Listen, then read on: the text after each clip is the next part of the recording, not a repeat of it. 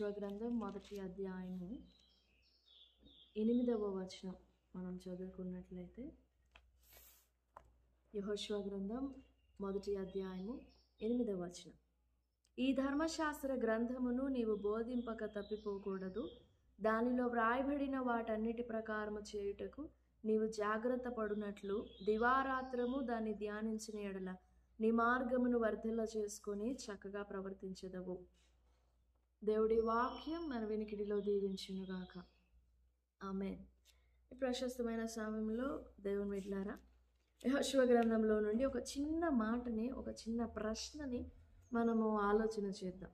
ఏంటి ఆ ప్రశ్న అంటే, దేవుని పిలుపునకు యెహోషువ సిద్ధపడి ఉన్నాడా? దేవుని పిలుపునకు యెహోషువ సిద్ధపడి ఉన్నాడా?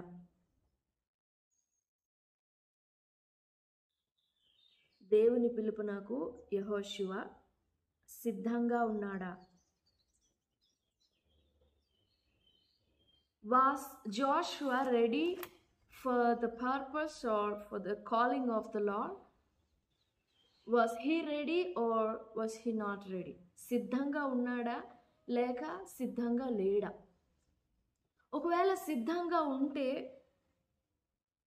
ఈ 1వ అధ్యాయంలో యెహోషువ గ్రంథంలో దేవుడు యెహోషువకు పదే చెప్తున్నారు, నువ్వు జాగ్రత్తగా ఉండాలి, నువ్వు భయపడకూడదు, నువ్వు చక్కగా ప్రవర్తించాలి, నీ మార్గమును వర్ధిల్ల చేసుకోవాలి అని న్యూ ఇంట్రొడక్షన్స్ ఇస్తున్నట్లుగా కనపడుతుంది 1వ అధ్యాయంలో.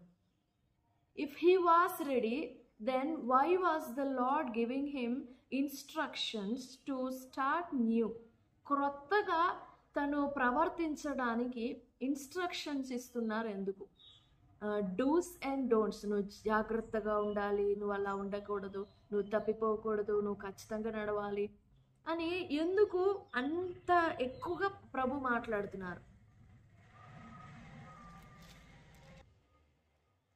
లేఖనమును మనం పరిశీలన చేసినప్పుడు సంఖ్యాకాండం 27వ అధ్యాయము 18వ వచనము, ద్వితీయోపదేశకాండం 34వ అధ్యాయము 9వ వచనాన్ని కూడా మనం పరిశీలన చేసినప్పుడు ఈ సంఖ్య 27:18లో, అందుకు యెహోవా మోషేతో ఇట్లా నేను, నూను కుమారుడైన యెహోషువ ఆత్మను పొందినవాడు. 15వ వచనంలో మోషే ప్రార్థన ఉంటుంది, యెహోవా సమస్త మానవుల ఆత్మలకు దేవా, యెహోవా సమాజము కాపరి లేని గొర్రెల వలె ఉండకుండునట్లు ఈ సమాజము మీద ఒకని నియమించుము. అతడు వారి ఎదుట వచ్చుచూ పోవచ్చు నుండి వారికి నాయకుడిగా ఉండుటకు సమర్థుడై ఉండవలెను.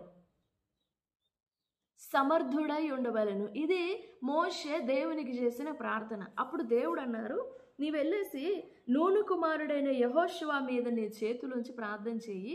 ఎందుకు అని అంటే, అతడు ఆత్మను పొందినవాడు అని. A man in whom is the spirit అని ఉంటుంది in English. Take the Joshua the son of Nun, a man in whom is the spirit, and lay thine hand upon him.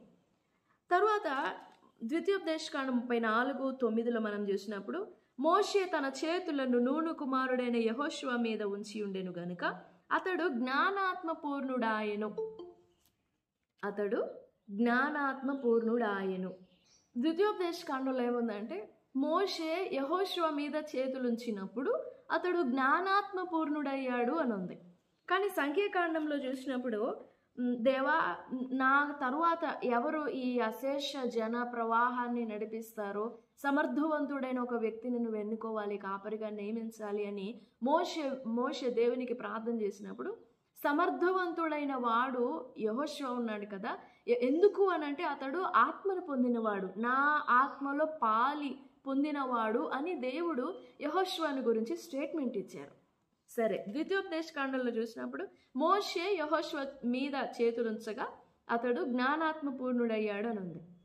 ఈ 2 భాగముల కంటే మరొక భాగాన్ని మనం చూసినప్పుడు, ఇదే సంఖ్యాకాండము 14వ అధ్యాయాన్ని మనం చూసినప్పుడు, ఈ 14వ అధ్యాయంలో ఏం జరిగింది అంటే, వాగ్దాన దేశాన్ని స్వతంత్రించుకొనడానికి ముందు, కనీసం సమీపానికి కూడా వెళ్ళక ముందు ఇశ్రాయేలీలలో కొంత అనుమానం వచ్చింది.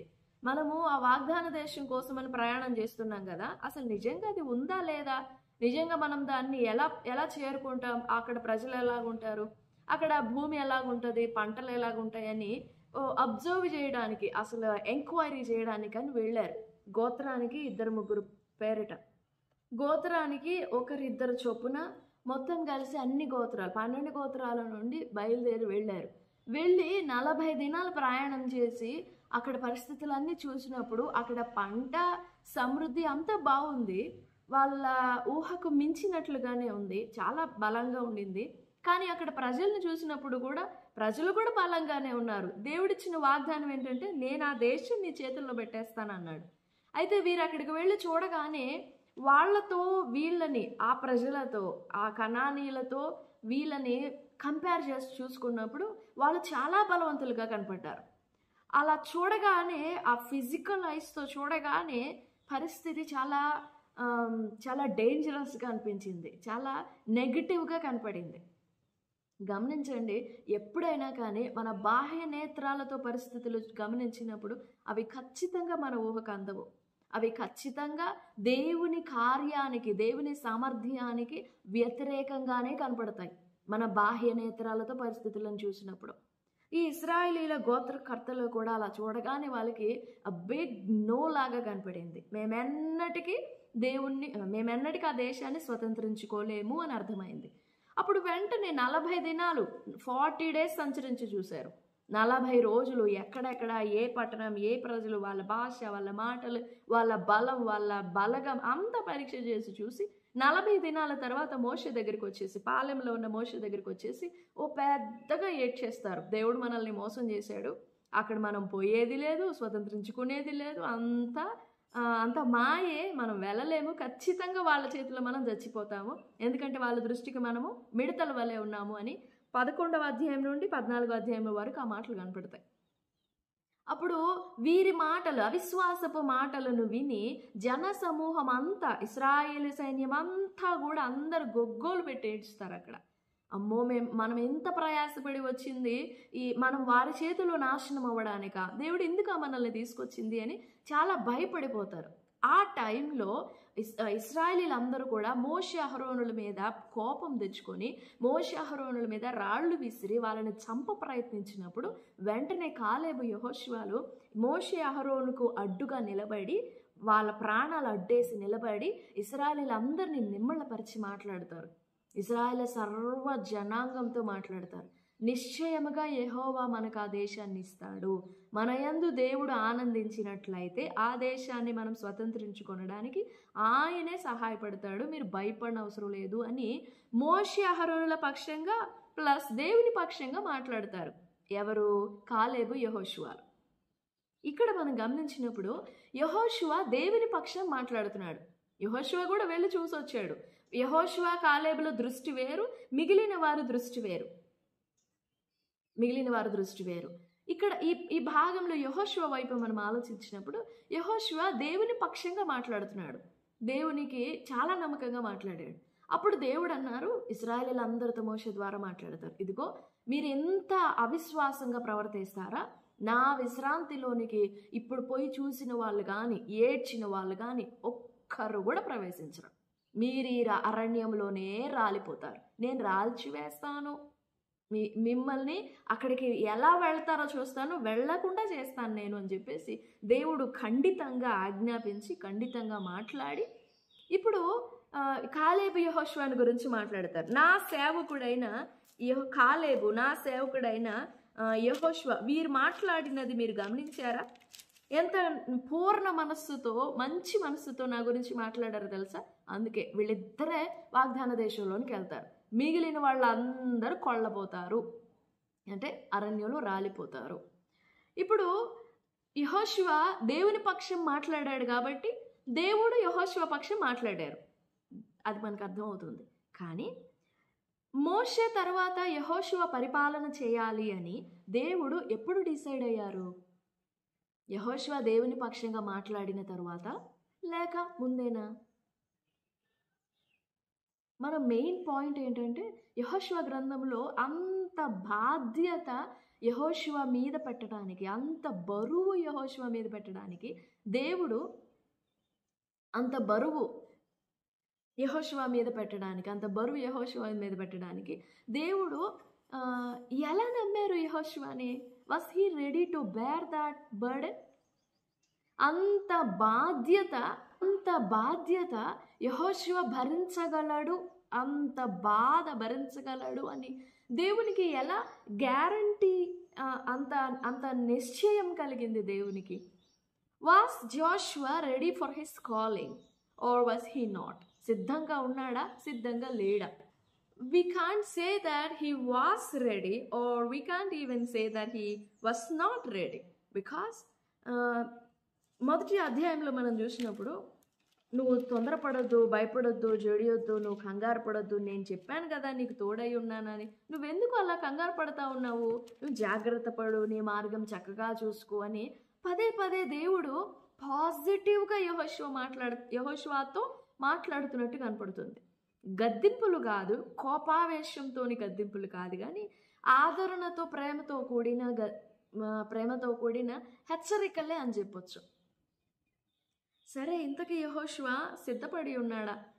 దేవుడు తన మీద పెట్టిన బాధ్యత నెరవేర్చడానికి సిద్ధంగా ఉన్నాడా? మనం ఎలా అర్థం చేసుకోవచ్చు అతడు సిద్ధంగా ఉన్నాడా లేదా అని? సాధారణంగా మన జీవితంలో కూడా మనము, దేవా ఇదిగో ఈ పర్టికులర్ పని చేస్తున్నాను, నేను పర్టికులర్ కోర్స్ తీసుకుంటున్నాను, పర్టికులర్ ఒక వే చూస్ చేసుకుంటున్నాను, దీని విషయంలో నీ చిత్తం ఏంటి అని అడుగుతాం మనం. It's a very common prayers in our prayers కదా. మన ప్రార్థనలో ఈ పాయింట్ ఖచ్చితంగా ఉంటుంది, కామన్గా ఉంటుంది. కదిలితే నీ చిత్తంలో అలా జరిగించు, నీ చిత్తంలో అలా జరిగించు, నీ చిత్తంలో అలా జరిగించు అని అడుగుతాం మనం. I'm not saying that wrong, but we have to go a little more above than that. దానికంటే కొంచెం మించి మనం ఆలోచన చేయాలి. ఏంటి అంటే, యెహోషువ వెల్ క్యాపబుల్ పర్సన్ అని కాదు, ఆర్ యెహోషువ మంచి ఎలోక్వెంట్ పర్సన్ అని కాదు. అన్ని లక్షల మందిని, మోషేనంటే 80 సంవత్సరాలు ట్రైనింగ్ ఇచ్చి నాయకునిగా నిలబెట్టారు దేవుడు. మరి యెహోషువకి ఎంత ట్రైనింగ్ ఉంది? సో దేవుడు ఎందుకు యెహోషువని ఎన్నుకున్నాడు అని అంటే, there is no reason and there should be no reason, there must not be a reason. If we point out a reason that this is the reason why, that is why the Lord had selected Joshua అంటే, it would become a proud thing for him. ఇదే కారణం, ఇందువలన దేవుడు యెహోషువని ఎన్నుకున్నాడు అని అంటే, ఆ అందువలన అనే కారణము ఖచ్చితంగా యెహోషువ జీవితంలో ఒక గర్వకారణం అవుతుంది. మన జీవితానికి అప్లై చేసుకుంటే కూడా అదే. లోకం చెప్తుంది, నీలో ఉన్న టాలెంట్ని గుర్తించు, ఆ టాలెంట్ని షైన్ అప్ చేసుకో, లేదా ఆ టాలెంట్ని గ్రో అప్ చేసుకో, డెవలప్ చేసుకో. సో ఆ తర్వాత ఆ టాలెంటే నిన్ను సక్సెస్లోకి తీసుకెళ్తుంది అని చెప్తుంది లోకం. If you pinpoint a character of your positiveness, then it will become a proud for you. It may not be now, but after some time you will think that because of that I was called antam, because of that God called me antam, or because of that God blessed me antam. So your blessing from the Lord should not carry any of your proudness. గర్వమునకు కారణమైనది ఏది కూడా నీ ఆశీర్వాదానికి జత చేయబడకూడదు. సరే, మంచిది. మరి యెహోషువ సిద్ధపడి ఉన్నాడా అని అంటే, let me say one thing, that we are the face of the purpose of the Lord. We are the face of the plan of God, or the will of God, or we can say the delight of God. మనము దేవుని చిత్తము యొక్క ముఖం. నా మాటలు జాగ్రత్తగా అర్థం చేసుకోండి. You yourself are the face of the will of God. నీవే దేవుని చిత్తము యొక్క ముఖం. And you shouldn't seek that, Lord, show me your will, show me your plan, show me your purpose, like that. You yourself are the purpose, the plan, the will of the Lord. నీ జీవితమే దేవుని చిత్తం. కాకపోతే ఇంతవరకు మనం ఎలాంటి అండర్స్టాండింగ్లో ఉన్నామనంటే we live a life enough, మనకు ఇష్టం వచ్చినంత జీవిస్తాం, జీవితం అంతా కొనసాగించేస్తాం. దానిలో ఒక పిన్ పాయింట్, ఒక పర్టికులర్ పాయింట్ వచ్చినప్పుడు దేవుని దగ్గర వేడుకుంటాం, Lord what is your will? I want to go to Hyderabad and I want to go to Ongole. Then what is your will? Choose one thing. కదా? లేదా మన ప్రార్థనలో ఇలాంటి ఆప్షన్స్ ఏం లేకపోయినా కానీ 2 ఆప్షన్స్ ఉంటాయి. ఒకటేమో దేవునికి వదిలేస్తాం, రెండోదేమో కనబడకుండా మనలో ఉంటుంది. వాట్ ఈజ్ యువర్ విల్ అంటాం. ఏదో షర్ట్ కొనుక్కోవాలా, డ్రెస్ కొనుక్కోవాలా, ఫ్రూట్ కొనుక్కోవాలా, టేబుల్ కొనుక్కోవాలా, పెన్ను కొనుక్కోవాలా. But you yourself, your whole being is the will of God. And you are the walking will of God. నడచుచున్న దేవుని చిత్తానివి, నడుస్తున్న జీవించుచున్న దేవుని ఉద్దేశమే నువ్వు, నడుస్తున్న దేవుని ఉద్దేశము నువ్వు. హెబ్రీ పత్రిక 10వ అధ్యాయంలో కొన్ని మాటలు చూద్దాం, మనకు అర్థమవుతుంది. హెబ్రీ పత్రిక 10వ అధ్యాయము 5, 6, 7, 8, 9 వచనాలు. కాబట్టి ఆయన ఈ లోకమందు ప్రవేశించినప్పుడు ఇలాగూ చెప్పుచున్నాడు, బలియు అర్పణయు నీవు కోరలేదు గాని నాకొక శరీరమును అమర్చితివి, పూర్ణ హోమములను పాప పరిహారార్థ బలులను నీకు ఇష్టమైనవి కావు. అప్పుడు నేను గ్రంథపు చుట్టలో నన్ను గూర్చి వ్రాయబడిన ప్రకారము, దేవా నీ చిత్తము నెరవేర్చుటకు ఇదిగో నేను వచ్చి ఉన్నానంటిని. బలులు, అర్పణలు, పూర్ణ హోమములు, పాప పరిహారార్థ బలులను నీవు కోరలేదనియు అవి నీకు ఇష్టమైనవి కావనియు పైన చెప్పిన తరువాత ఆయన నీ చిత్తం నెరవేర్చుటకు ఇదిగో నేను వచ్చి ఉన్నానని చెప్పుచున్నాడు. ఆ హోల్ వర్సెస్లో మనకు అర్థమయ్యేది ఏంటంటే, దేవా నీవు నాకు శరీరం అమర్చావు, ఈ శరీరమే నీ చిత్తం. And I'm so delightful in your will. 40వ కీర్తనలో కూడా సేమ్ మాటలు ఉంటాయి. అక్కడ శరీరం అమర్చితివి అనే మాట దగ్గర చెవులు నిర్మించి ఉన్నావు అనే మాట ఉంటుంది. 40వ కీర్తన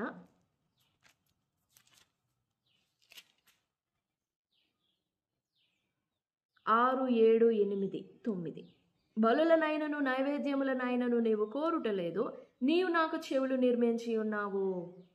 8, 7 పుస్తకపు చుట్టలో నన్ను గూర్చి వ్రాయబడిన ప్రకారము నేను వచ్చి ఉన్నాను. నా దేవా నీ చిత్తం నెరవేర్చుట నాకు సంతోషము. I am this body, this flesh is your will. మనము జగత్పునాది వేయబడక మునుపే, మన తల్లి గర్భములో ఒక పిండముగా రూపించబడక మునుపే దేవుని చిత్తమై ఉన్నాము. దేవుని చిత్తముగా, ఒక సంకల్పముగా, ఒక ఉద్దేశముగా భూమి మీద జన్మించిన వారము. It's not that you have a purpose, but you are the purpose. It is not that you have a plan of God in your life, no, but you are the plan of God. యేసు ప్రభువారే ఒక చిత్తము, యేసు ప్రభువారే దేవుని ఉద్దేశము, యేసు ప్రభువారే దేవుని సంకల్పము. At the same time, you are the plan of God. And Joshua understood that. Now we can't say that he was ready or not, but he was so sure of the will of God that the will of God is he himself. తానే దేవుని చిత్తమని అర్థం చేసుకున్నాడు. So he is in the position of learning. Whenever whatever God says, he is learning. He is a practicer, a practical man who practices whatever God says. అందుకే దేవుడు అంత భారభరితమైన బాధ్యత యెహోషువ మీద పెట్టడానికి అస్సలు డౌట్ పడలేదు. Because he is the purpose. Even before he was Born, మోషేని 80 సంవత్సరాలు మోషేను తర్ఫీదును చేసేటప్పుడే he planned that Moses should have a successor and his name is Joshua. So ఈ ప్రశస్తమైన సమయంలో దేవుని బిడ్డలారా, ఈ మాటలు వింటున్న దేవుని బిడ్డ, నీవే దేవుని చిత్తమై ఉన్నావు, నీవే దేవుని సంకల్పమై ఉన్నావు, నీవే దేవుని ఉద్దేశ్యమై ఉన్నావు. Stop your prayers which are, Lord, show me your will, what is your will, like that. And instead ask God, Lord, fulfill your will within me. Use me. I am your plan. I am your purpose. I am your weapon. I am your vessel. And I am your will. దేవుని చిత్తం లేకుండా జన్మించామా? ఈ భూమి మీదకి వచ్చామా మనం? No. Look back, whatever happened within your life is not out of God's plan. And it is Him who has brought you out of everything. Everything which you shouldn't do. నువ్వు చేయకూడనిది ఏదో, నువ్వు నడవకూడనిది ఏదో, దాని అంతట్లో నుండి నిన్ను బయటకు తీసుకొచ్చింది దేవుడే. నిన్ను విమోచించింది దేవుడే. అసలు నీకు ఒక జన్మంటూ ఇచ్చింది దేవుడే. నువ్వు ఒక ప్లాన్. ఈ ప్రపంచంలో దేవుని ప్లాన్ నువ్వు. ఈ భూమి మీద నీ కుటుంబంలో కావచ్చు, నీ ఫ్యామిలీలో కావచ్చు, you are the plan. So make sure that you are ready. Make sure that you are delightful to do the will.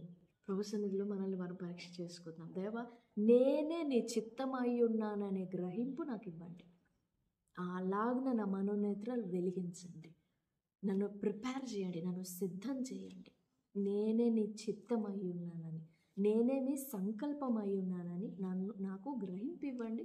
నాకు అలాగున నన్ను నడిపించండి అని ప్రభు సన్నిధిలో వేడుకుంది. Joshua was so sure of his plan that he is the plan of God. అన్ని లక్షల మందిని నడిపించడానికి ఎవరు ఊహించుండరు that Joshua is going to come out and. But God had a plan within his mind. And మోషే చనిపోయినప్పుడు దాన్ని బయటికి తీసుకొచ్చారు. మోషే తన మరణకాలానికి ముందే అడిగాడు, ఎవరైతే సమర్థవంతులుగా ఉంటారో, కాపరిలేని గొర్రెలుగా అయిపోకూడదు, వీరి కోసం ఒక నాయకుడిని నువ్వు నిలబెట్టాలి, నియమించాలి అని అడిగినప్పుడు God has a plan already. నువ్వు పోయి నూనె కుమారుడైన యెహోషువ మీద చేతులుంచు, అతడు ఆత్మను పొందినవాడు. ఎప్పుడు పొందినవాడు? ఆత్మను ఎప్పుడు పొందినవాడు యెహోషువ? నిన్న లేక మోషే చేతులు ఉంచినప్పుడా, పిలుపు వచ్చినప్పుడా? మనం ఏమనుకుంటామంటే అన్నీ సిద్ధం అయిపోయిన తర్వాత దేవుని పిలుపు వస్తుంది అనుకుంటాం. No, that's not how God calls us. The calling is a discipleship. The calling itself is a training. అంతే, ఇంకా తర్ఫీదు నేర్పిస్తూ ఉంటాడు. But if you lose that training, then you will be stopped as the plan of God. Plan చెదిరిపోతుంది. భూమి మీద ఉన్న మనుషుల ప్లాన్ చెదిరిపోవచ్చేమో కానీ జగత్పునాది వేయబడక మునిపే నిర్ణయించిన ఆ దేవుని ప్రణాళిక మాత్రం చెదిరిపోదు, చెడగొట్టబడదు. నెవర్. నేను నియమించిన దాన్ని రద్దుపరచగలవాడెవడు అంటాడు దేవుడు యెషయా గ్రంథంలో. నేను నిర్దేశించిన దానిని అడ్డుకొని వాడెవడు, రద్దుపరచగలవాడెవడు? నువ్వే దేవుని ప్లాన్, నువ్వే దేవుని చిత్తమై ఉన్నావు. నిన్ను రద్దుపరచదెవరు? So shine yourself and make yourself obey to the word of God, to the voice of God. Whatever he plans to show you, teach you, or whatever he wants you to learn, make sure that you are ready for that. నీ ప్రాణము, నీ ఆత్మ ఎప్పుడు కూడా ఆ చిత్తమని గుర్తించాలి. ఆ చిత్తం ఎప్పుడు లోబడుతుంది, అంతే. దేవుని చిత్తం అంటే ఇంకా ఆయన ఇష్టం, ఆయన ఆలోచన, ఆయన డిలైట్, అంతే. ఆయన చిత్తం, ఇష్టం, ఆయన ఇష్టం ఎప్పుడు ఆయనకి ఓకే చెప్పాలి. So we should be always ready and we should be always yes. ప్రభు సన్నిధిలో వేడుకుందాం, ప్రభువా యెహోషువ అలాంటి ఎన్లైట్మెంట్, అలాంటి గ్రహింపు ఎలా కలిగి ఉన్నాడో, తనే మీ చిత్తమై ఉన్నాడని, తనే మీ ఉద్దేశం, తనే మీ ప్లాన్ అయ్యి ఉన్నాడని ఎలా గ్రహించి మీకు లోపడుతూ సిద్ధపడుతూ వచ్చాడో నన్ను కూడా అలాగన లోపరుచుకునండి. నేను మీకు లోబడినట్లు నాకు సహాయపడండి, నన్ను దర్శించండి. నేను మీ చిత్తమై ఉన్నాను. ఈ చిత్తాన్ని భూమి మీద మీకు ఇష్టం వచ్చినట్లు, మీకు ఇచ్చ వచ్చినట్లుగా, మీ ఆలోచన ప్రకారంగా నన్ను మీరు వాడుకోనండి, ఉపయోగించుకోనండి. We should ask him like that. దేవా, నా జీవితంలో నువ్వు అదిగో ఆ విషయంలో నీ చిత్తం చేయి, ఈ విషయంలో నీ చిత్తం చేయి అని అడిగే పొజిషన్లో ఉంటున్నాను. దాని నుండి మనం లేవాలి, డెవలప్ అవ్వాలి, గ్రో అవ్వాలి. ఒకప్పుడు అడిగాం, దేవా వాట్ ఈస్ యువర్ విల్ అని, but now you have grown up. I'm not saying that it's your age or experience has grown up, but ఇంతవరకు దేవుడు నిన్ను నడిపిస్తూ వచ్చిన మార్గం అంతట్లో యూ హ్యావ్ గ్రోన్ అప్. నడిపిస్తూ వచ్చాడు, నేర్పుకుంటూ వచ్చాడు. Then now your prayer should be, lord, I am your will and I am your plan, I am your purpose, use me. I surrender myself and I commit myself and I give myself to you. Please use me. Whatever you want to do. ప్రభు సన్నిధిలో వేడుకుందాం, ప్రభు సహాయపడతారు. దేవుడి మాటలన్నీ మన వెనుకల్లో దీవించునుగాక. ఆమేన్, ఆమేన్. చిన్న ప్రార్థన చేసుకుందాం. మా మంచి యేసయ్య, పరిశుద్ధుడైన తండ్రి, గొప్ప దేవుడా, బల పరాక్రమము గలవాడా, ఆశ్చర్యకరుడా, మీ ఘనమైన నామానికి వందనాలు, స్తోత్రాలు చెల్లిస్తున్నాను. నాయనా, ఇంతవరకు మాతో మాట్లాడుతూ వచ్చిన మాటలన్నిటిని బట్టి వందనాలు. దేవా, నిజంగా మేమే మీ చిత్తమై ఉన్నామని గ్రహించి నేత్రాలు మాకు దయచేయండి. ఈ మాటలు వినుచున్న ప్రియ బిడ్డలందరినీ పేరు పేరున మీరు దర్శించండి. దేవా, మేమే మీ చిత్తమై ఉన్నాం. మా జీవితంలో ఏదైనా నీ చిత్తం జరగాలని కోరుకోవడం కాదు, అలా ప్రార్థించటము కాదు. దేవా, మేము మీ చిత్తమై ఉన్నామని వివేచించాలి, గ్రహించాలి, విశ్వసించాలి, లోబడాలి. అందుకుగా మా ప్రాణాత్మ దేహములను మీ చిత్తం, మీ ఉద్దేశం, ఆలోచన కొరకు, మీకు ఇష్టం వచ్చినట్లు మమ్మల్ని నడుపుట కొరకు మమ్మల్ని సిద్ధం చేయండి. ఈ మాటలన్నీ మా వినికిడిలో దీవించి, దేవా, ఈ మాటలు వినిచిన ప్రతి బిడ్డ తామే మీ చిత్తమై ఉన్నారని, తామే మీ ఉద్దేశమై ఉన్నారని గ్రహించి మీకు లోబడినట్లుగా, మీకు విధేయులగునట్లుగా, దేవా, మీకు శిష్యులగునట్లుగా మీరు తీర్చిదిద్ది క్రమపరచి సరిచేయమని వేడుకుంటూ, ఈ వాక్యాశీర్వాదాలతో మమ్మల్ని నింపమని సమయం అంతటిని బట్టి వందనాలు, స్తోత్రాలు చెల్లిస్తూ యేసు ప్రభుల వారి పరిశుద్ధ నామంలో స్తుతించి ప్రార్థిస్తున్నాము తండ్రి. ఆమేన్, ఆమేన్. Praise the Lord. God bless you. Amen.